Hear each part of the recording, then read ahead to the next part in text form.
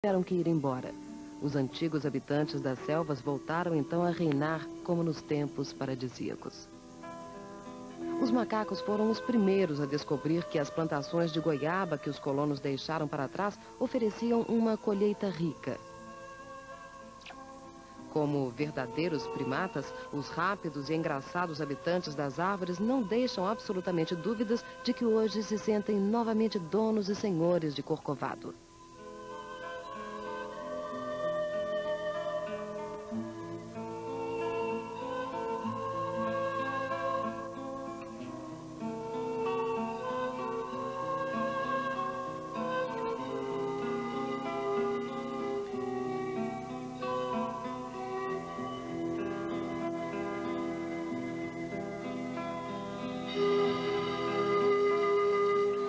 Protegida pela costa escarpada, por rochedos traiçoeiros e despenhadeiros úmidos cobertos por florestas tropicais que dificultam o acesso por terra firme, a Península de Osa proporciona tanto às espécies vegetais como às animais uma oportunidade de sobrevivência.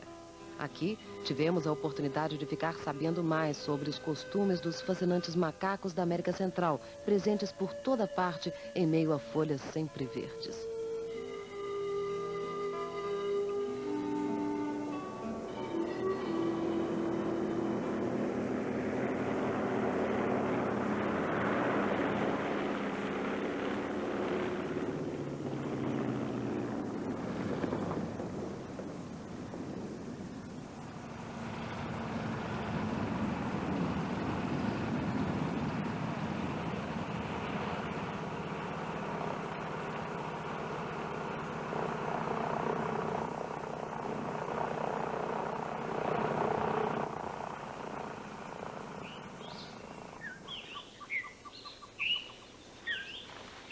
Logo após os primeiros passos, esta trilha atrás da pista de pouso e que deveria nos levar a uma plantação abandonada de goiabas, termina num emaranhado de plantas. Nos pontos em que a luz consegue atravessar as copas das árvores da densa floresta tropical, cresce abundante uma vegetação de aspecto pré-histórico, em meio a uma atmosfera quente e sufocante como de uma estufa. Rumamos para a costa. Lá, deveríamos encontrar o objetivo de nossa primeira etapa.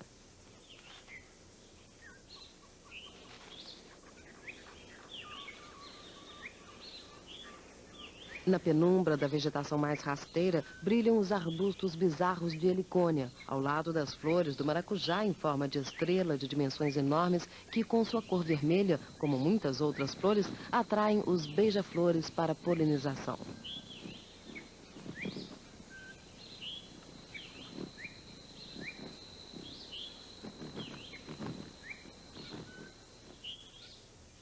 Na área mais central da floresta, descobrimos um tucano de costas marrons, o maior dos tucanos da América Central. Imaginamos que o peso de seu enorme bico impeça a ave de voar, mas, na verdade, este grande bico é leve como uma pluma, pois se compõe de uma camada espessa de lâminas córneas e funciona como uma prensa de frutos.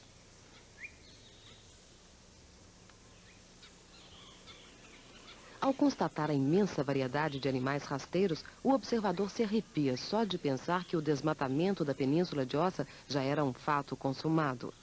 Foi somente no último momento que a população da Costa Rica, com sua consciência ecológica, conseguiu, por meio de uma reivindicação popular, que o governo tornasse a comprar toda a área já cedida a empresas estrangeiras.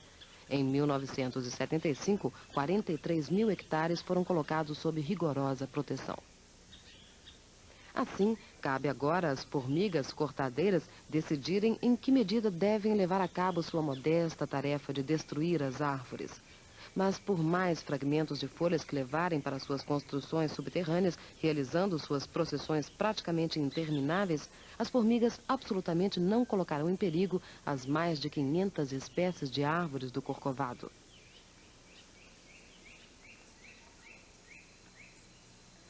Em alguns pontos, árvores verdadeiramente gigantescas perpassam o teto da floresta. O capo mais alto da região mede orgulhosamente 80 metros.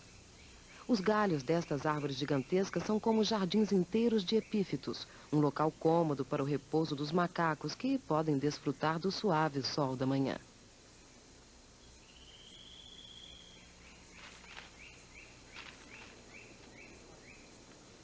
Entre os macacos da América Latina, estes, que pesam de 6 até 9 quilos, são os pesos pesados. Não se movimentam rapidamente, nem realizam saltos ousados. E por que deveriam fazê-lo se as plantas, sua alimentação básica, não saem do lugar?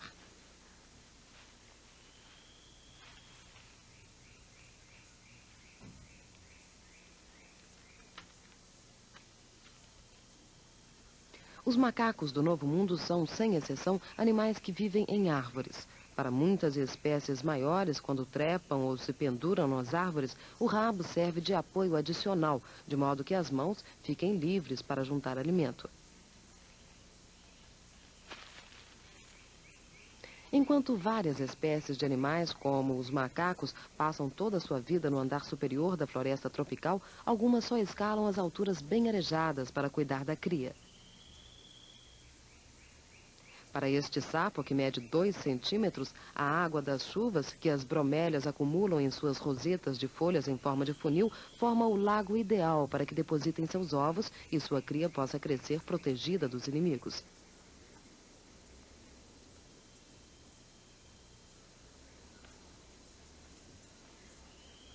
As raízes escorregadias sob a folhagem em decomposição deixam-nos muito pouco tempo para voltar nosso olhar para cima, para esse mundo de folhagens cheio de vida.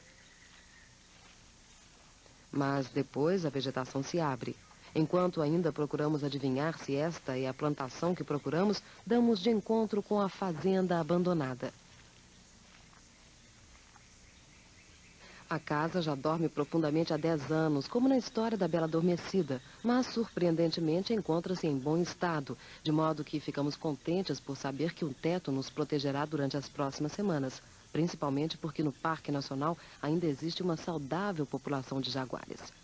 Os tanques de água já deteriorados estão praticamente cobertos por plantas. Ao lado destes, os ovos de um pássaro que faz seu ninho no chão e que se assusta com a nossa chegada. Se a andorinha noturna não tivesse se movido, nem a teríamos notado envolta em sua camuflagem perfeita.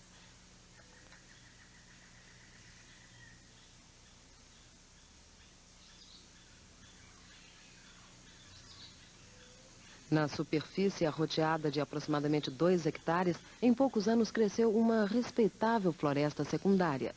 Com as plantas pioneiras como bambu, madeira balsa e cecrópias que crescem rapidamente, também os animais voltaram a seu lugar de origem.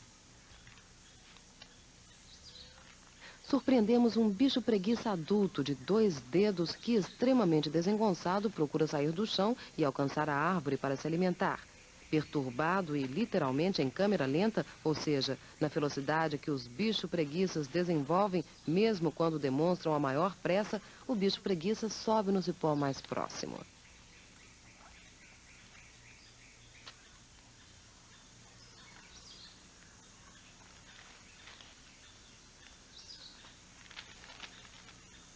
Todo o esforço é inútil. A tentativa de se esconder fracassa, já que a árvorezinha quase não tem folhagem.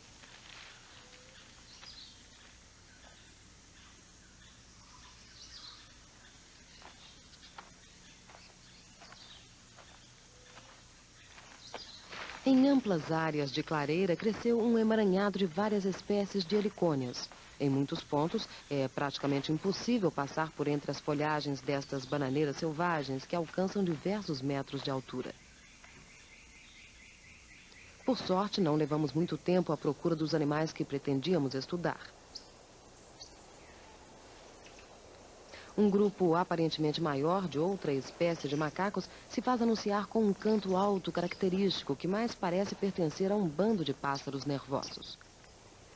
Não é nada fácil avistar no labirinto de folhas as figurinhas pequenas como anões que deslizam rapidamente como esquilos pelos galhos para depois segui-las com a filmadora.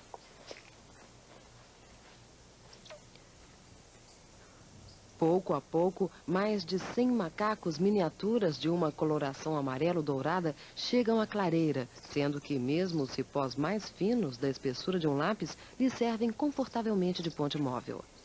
Decididos, invadem a plantação de goiabas, distribuindo-se pelas árvores carregadas de frutas que agora, após os meses secos de inverno, estão justamente prontas para serem colhidas. Aliviados, constatamos que os pequenos símios praticamente não notam nossa presença.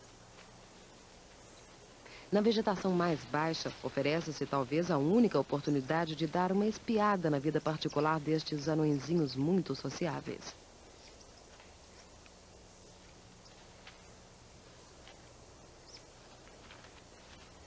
No final do grupo seguem como vigias posteriores alguns outros macacos que também querem aproveitar para regalar-se com os frutos maduros. As goiabas também são uma iguaria para o gosto humano. Os índios da América Central, já desde os tempos mais remotos, fazem com elas um confeito de fruta para as ocasiões festivas.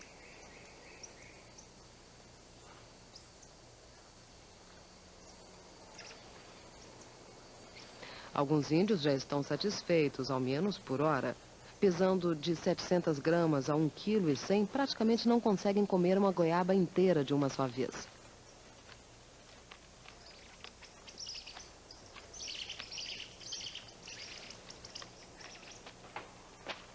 Depois da refeição, esfregam as mãos até que elas estejam secas.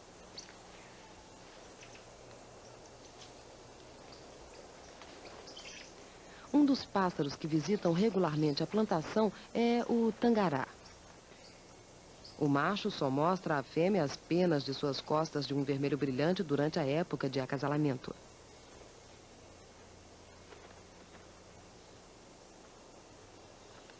A árvore cecrópia oferece ao bicho preguiça de 3 dedos tudo o que ele necessita para viver. Já que come as abundantes folhas em forma de leque ainda mais devagar que seu parente de 2 dedos, ele passa vários dias pendurado de cabeça para baixo numa mesma árvore.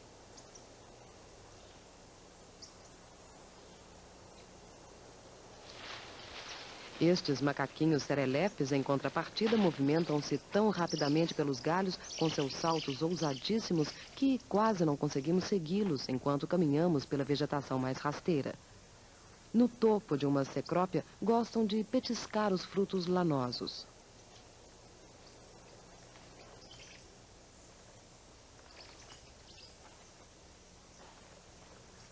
Trepando e pulando, os pequenos macacos conseguem se locomover vários quilômetros por dia, sem esforço. Durante estas andanças, os filhotes, enquanto não atingem a idade de 1 ano, são carregados nas costas pela mãe.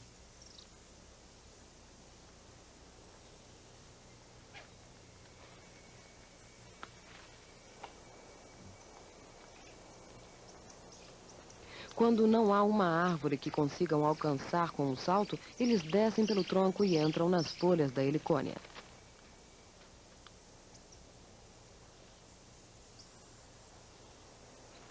Aqui continuam a viagem pelas hastes longas da folhagem.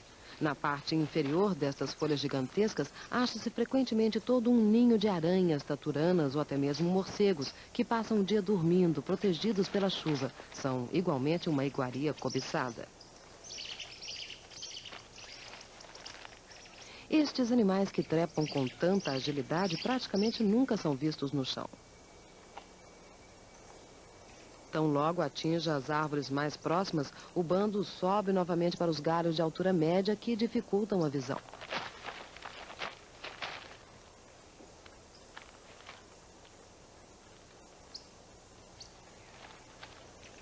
Nesta região, relativamente segura contra inimigos, a mãe macaca faz uma pausa, cansada pelo peso que carrega nas costas, e imediatamente o bebê berra, dando a entender que está com fome.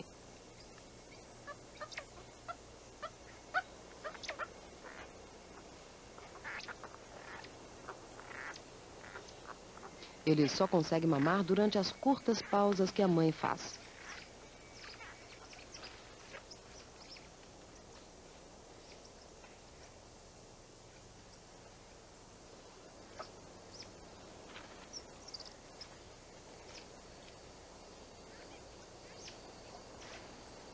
Depois disso, a mãe macaca se apressa para não perder o grupo que, nesse interim, descobriu uma árvore cheia de amoras maduras.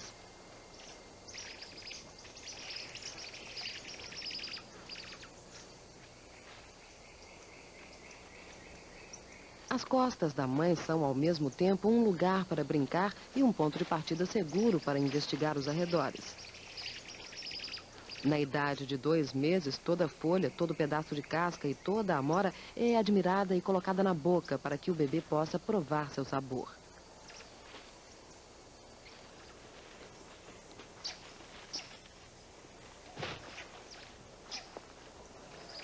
Os animais adultos tornam sempre a fazer a ronda com atenção. Eles fazem o papel de vigias para avisar o bando a tempo quanto a perigos iminentes.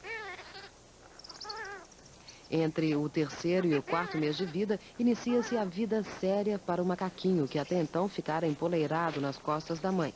De repente, ela o afasta com cotoveladas rudes.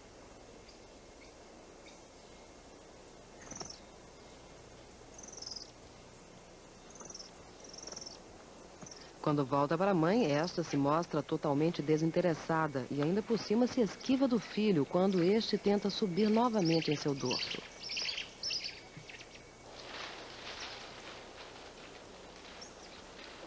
Após este enorme susto, o macaco bebê precisa se assegurar, mamando, de que ainda pode contar com a proteção da mãe. Ele não consegue entender este processo, que de agora em diante se repetirá com frequência sempre maior. Mas ela o ajudará a ficar em pé, apoiado em suas próprias pernas algum dia.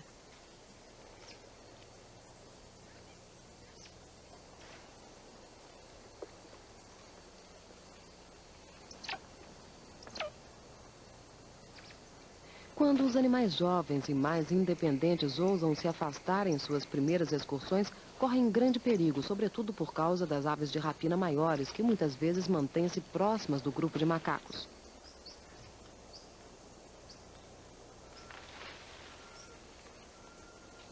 Neste caso, a densa ramagem impede qualquer possibilidade de ataque.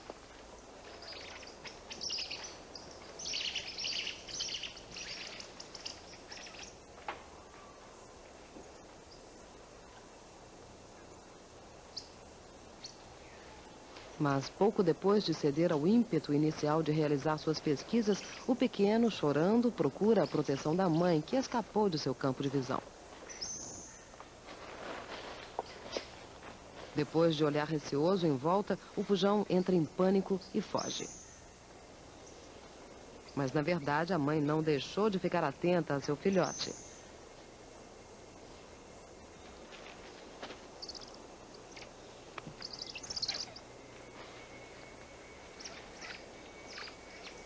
Surpreendentemente, os macacos não veem os pássaros de rapina como uma ameaça, enquanto estes ficam sentados quietos em seus galhos.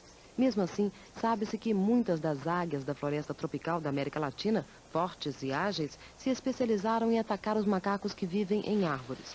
Os macacos perfazem 80% do alimento das águias da árpia.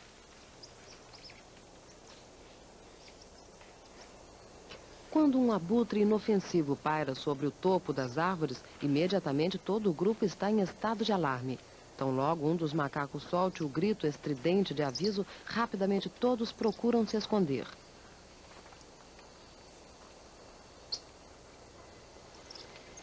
Mesmo este filhote, ainda aboletado nas costas de sua mãe, compreendeu o sinal de alarme. Com a cabeça erguida, segue o pássaro com o olhar.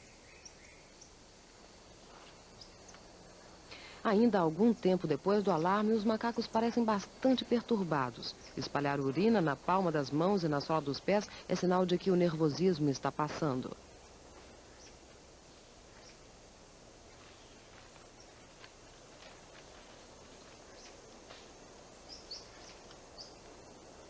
A procura por alimento pode continuar. Inspecionam um ninho de cupins, mas os cupins estão a salvo destes macacos nesta construção dura como cimento.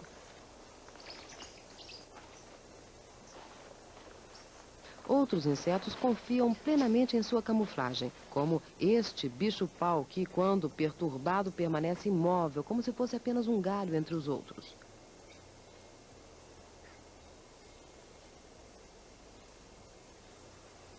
Esta folha andante imita até mesmo o movimento do balanço de uma folha ao vento.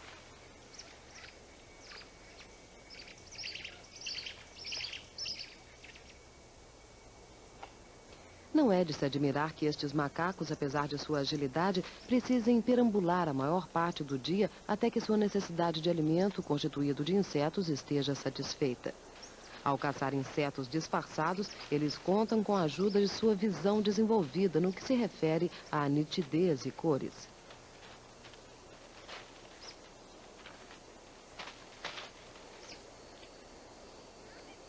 Com suas mãos ágeis, estão em condições de examinar exatamente sua presa. Insetos maiores são despedaçados para que possam caber na boca.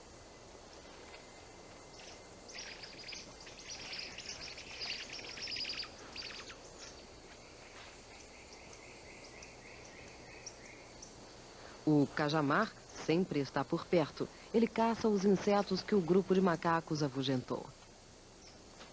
Você vai saber, depois do intervalo, um pouco mais sobre os macacos do Corcovado, as diversas espécies que habitam naquelas florestas. Terra, terra, por mais distante, o errante navegante, quem jamais... Acompanhar o dia a dia dos macacos é uma aventura bem divertida. Estes animais engraçados vivem em comunidades distintas. Quem observa a família dos capuchinhos, por exemplo, surpreende-se com a capacidade expressiva de seu rosto, parecida com a do ser humano. Esses macacos são considerados os mais inteligentes da América Latina. Uma família de capuchinhos de ombro branco completa a comunidade mista de macacos. Os macacos capuchinhos são os parentes mais próximos do primeiro grupo que observamos. Apesar de serem 3 a 4 vezes mais pesados e terem um rabo ágil com o qual conseguem se segurar, sua estatura é diferente. O nome insinua sua semelhança ao traje branco e preto de um monge. O pelo preto realça ainda mais a expressão humana de seu rosto rosado, com um semblante sempre preocupado, característico também nos mais jovens.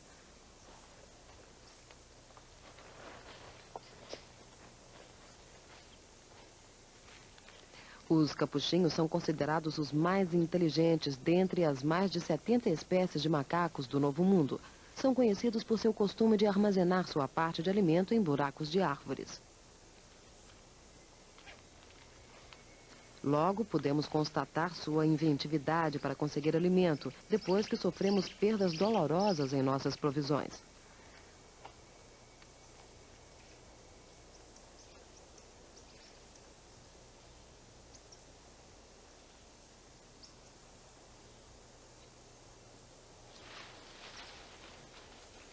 Durante as horas quentes e abafadas do meio-dia, os adultos fazem sua cesta. O chefe do grupo, um macho de estrutura extraordinariamente forte, retira-se para uma forquilha de um galho mais alto, do qual ele pode confortavelmente sentado ver todo o seu povo e avisá-lo de possíveis perigos.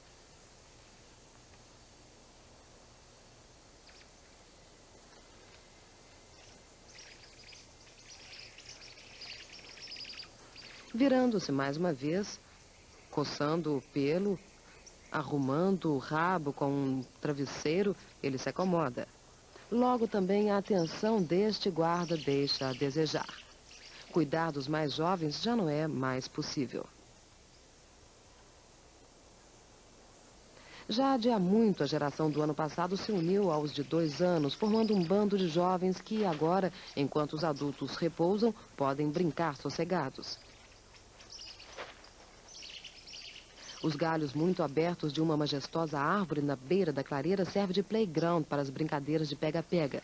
As regras neste jogo de pegar são as mesmas das crianças humanas. Frequentemente, pequenos grupos de travessos se separam e os mais crescidos, gritando e divertindo-se à larga, medem suas forças numa luta de estilo livre.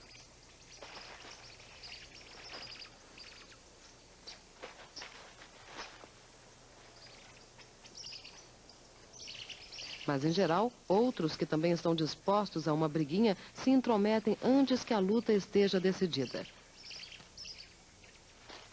Nessas briguinhas, os macacos jovens não se tratam com muita delicadeza, de maneira muitas vezes rudes, experimentam todos os comportamentos característicos da luta da espécie. Assim, já durante o desenvolvimento, aos 4 anos, decide-se qual a posição que o macho vai ocupar mais tarde em sua comunidade. Só um poderá ser o chefe. Dessa maneira, são evitadas lutas sérias entre os machos adultos que, com seus caninos mais longos, podem ferir-se mortalmente em questão de segundos.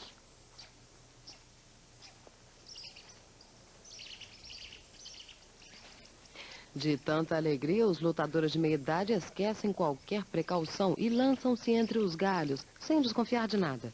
O susto é imediato. Enrolada na vegetação rasteira, a enorme jiboia está à espreita para enlaçar rapidamente um macaquinho descuidado.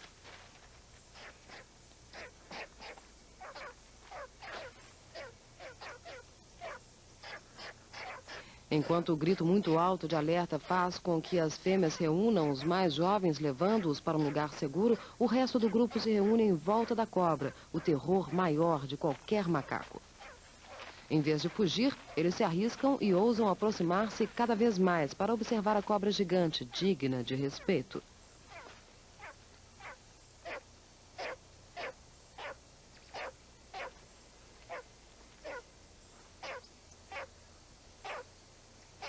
Os gritos de aviso e a reunião do grupo chamam a atenção de todos para o inimigo. Desta maneira, os animais jovens conseguem memorizar exatamente a sua figura.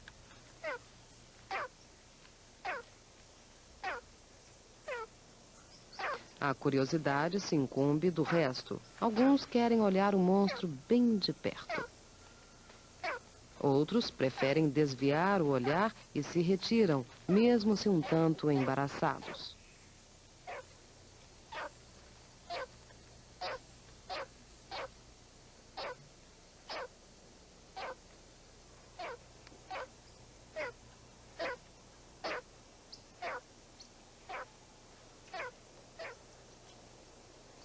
Pode levar anos até que os macacos que estão crescendo consigam distinguir com segurança quais dos habitantes da floresta tropical podem ser perigosos.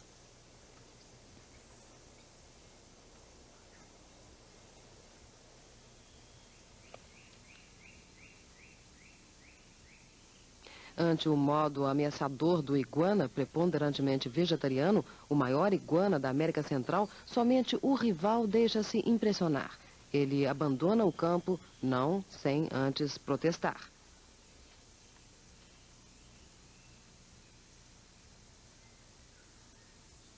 O gesto de ameaça, acenando a cabeça, típico para muitas variedades de iguanas, é algo engraçado no basilisco jovem. Mas uma luta será inevitável se nenhuma das partes estiver disposta a desistir do miradouro desejado.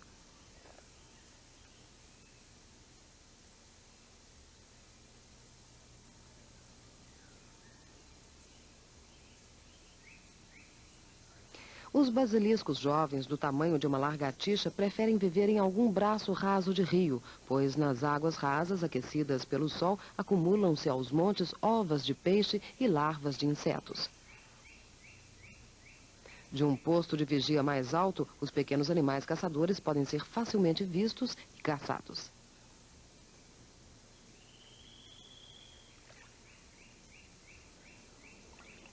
Já que na superfície da água não há qualquer possibilidade de disfarce, aproximadamente 80% dos lagartos bebês comilões vai parar na boca de um de seus numerosos inimigos. Na verdade, os basiliscos que se sentem ameaçados conseguem frequentemente escapulir de seu agressor através de uma manobra bastante incomum. Eles simplesmente saem correndo sobre a superfície da água para alcançar a segurança na outra margem. A incrível capacidade de correr de pé por cima da água fez com que fossem chamados popularmente de lagartixas Jesus Cristo.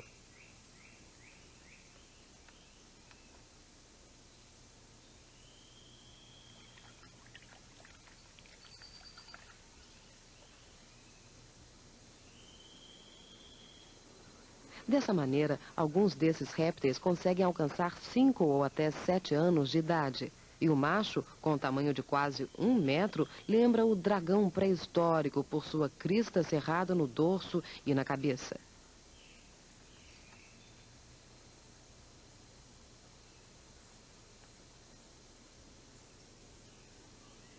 Quando em abril, no final dos meses de pouca chuva, a oferta em geral rica de insetos diminui, os macacos capuchinhos tornam-se empreendedores, começam a procurar outras fontes de alimento. Em suas expedições, que abrangem vastas áreas, penetram até a linha costeira da floresta tropical.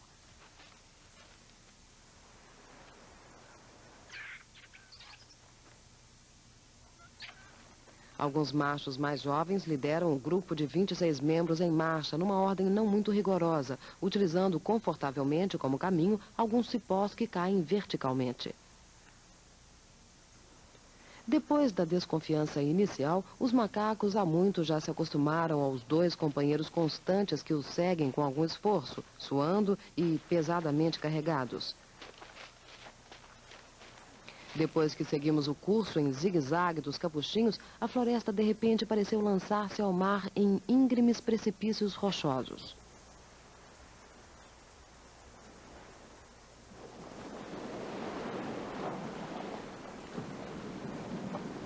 A costa da Península de Osa é famosa entre pescadores e viajantes marítimos. Rochedos traiçoeiros e correntezas incertas impediram a exploração econômica da península por comerciantes vindos pelo mar.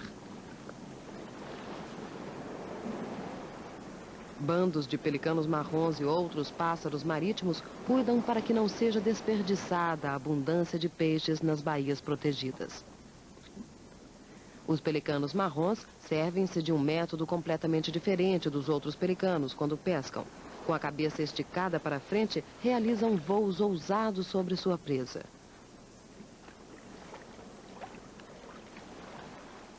Estes pescadores puderam se alastrar em várias subespécies pelas costas do sul do Canadá e do Chile, em uma área de mais de 14 mil quilômetros que vai do norte ao sul.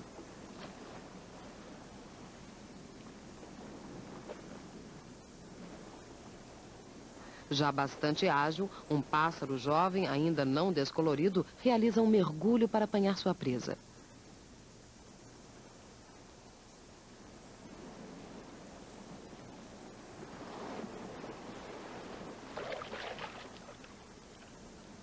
O peixe é retirado da água na bolsa membranácea sem que o corpo e as asas mergulhem.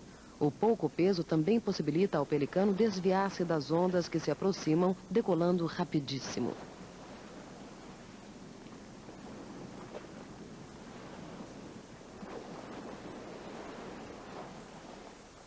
Estas outras aves parecem circular muito levemente em cima do mar.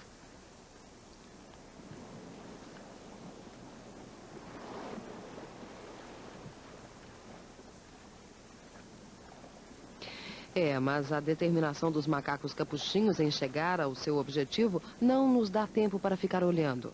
De qualquer maneira, conseguimos avançar mais rapidamente na costa do que no terreno íngreme e rochoso da floresta.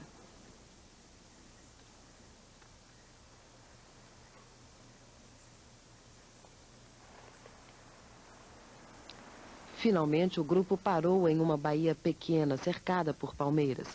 Como constatamos, os coqueiros que crescem só aqui na região praiana, no solo arenoso, eram a metade da excursão dos macacos.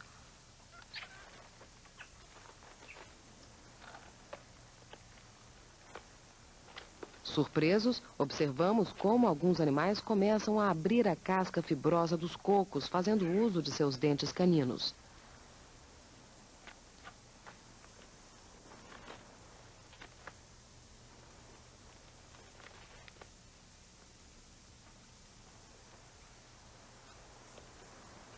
Em poucos minutos, conseguem aquilo que o homem só consegue fazer com instrumentos muito afiados.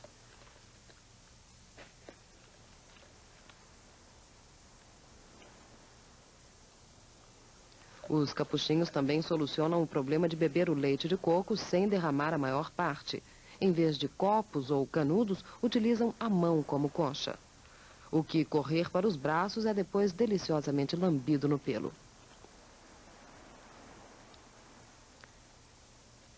Nunca se observou que outras espécies de macacos fossem capazes de quebrar os cocos de casca dura para chegar ao conteúdo rico em alimento e que mata a sede.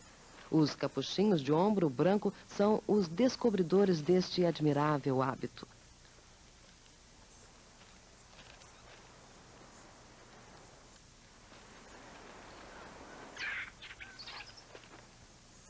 A reserva de líquido dos cocos quase maduros é suficiente para todos, mas quando o coco fica vazio, um macho adulto engana os mais jovens por um belo petisco.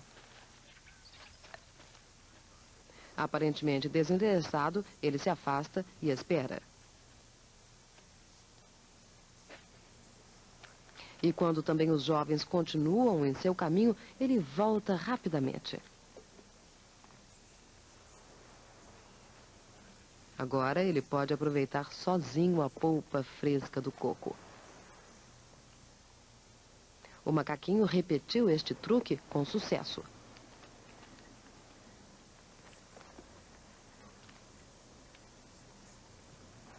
O número de cocos abertos no chão faz presumir que os macacos vêm frequentemente até os coqueiros.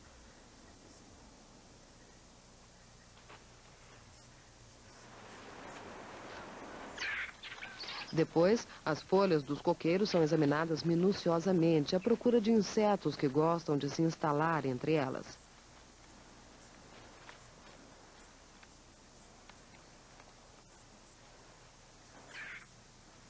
É difícil chegar às larvas deste vespeiro.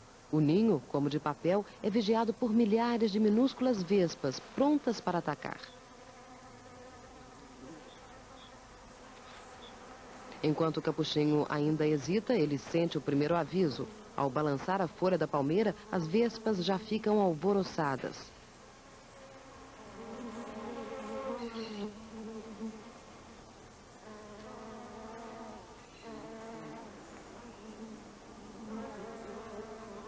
Depois de pensar um pouco, o capuchinho resolve fazer uma segunda tentativa.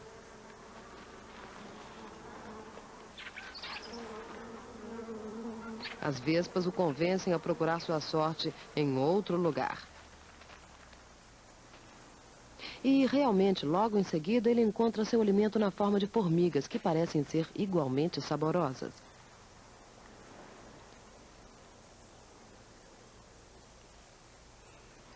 Comendo pouco de cada vez, os capuchinhos precisam de muito tempo até estarem satisfeitos.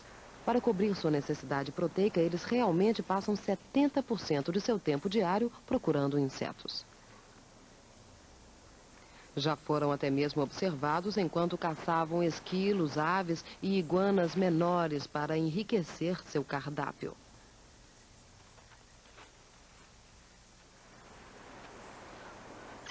Depois que o grupo dos capuchinhos rastreou sistematicamente a palmeira, as folhas mais parecem uma persiana pela qual passou um vendaval.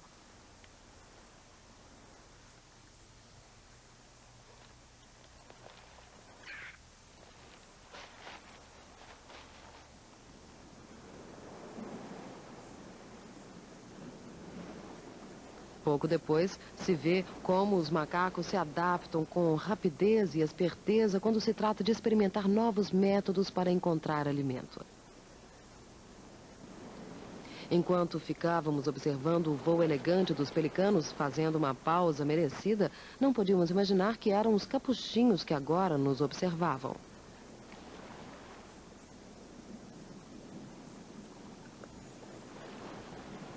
Por este momento, eles esperavam.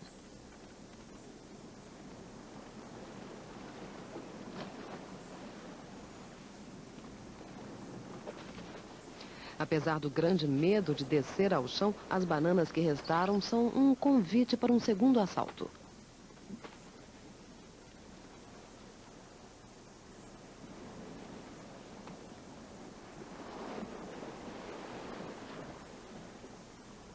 Cada um dos animais recebe sua parte da provisão com a qual nós pretendíamos repor nossas forças.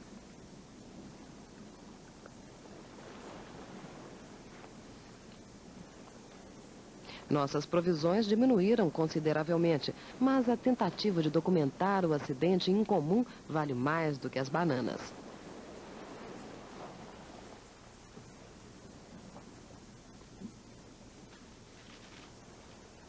Os capuchinhos ficaram desconfiados, pois perceberam imediatamente a função das bananas como isca.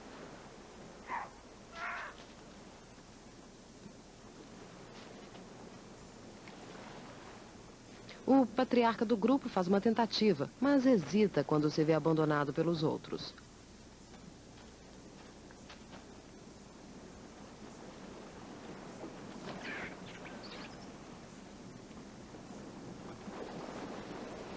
Um jovem se serve a gosto. Carregado, ele volta andando, pois nas duas mãos ele segura as bananas e, ao que parece, não quer dividi-las com ninguém.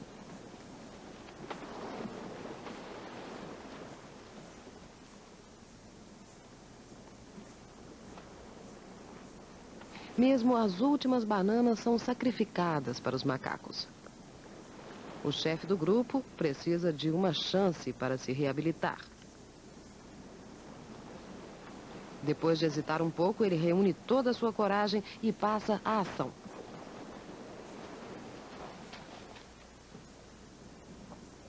Visivelmente satisfeito, ele desfruta do prêmio por sua prova de coragem e, dessa forma, restabelece-se sua autoridade.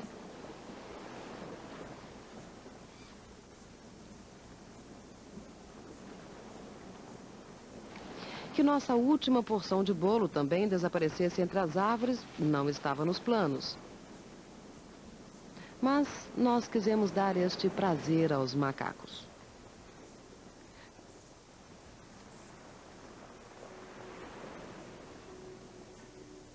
Parece um verdadeiro milagre que o Parque Nacional de Corcovado tenha se tornado realidade.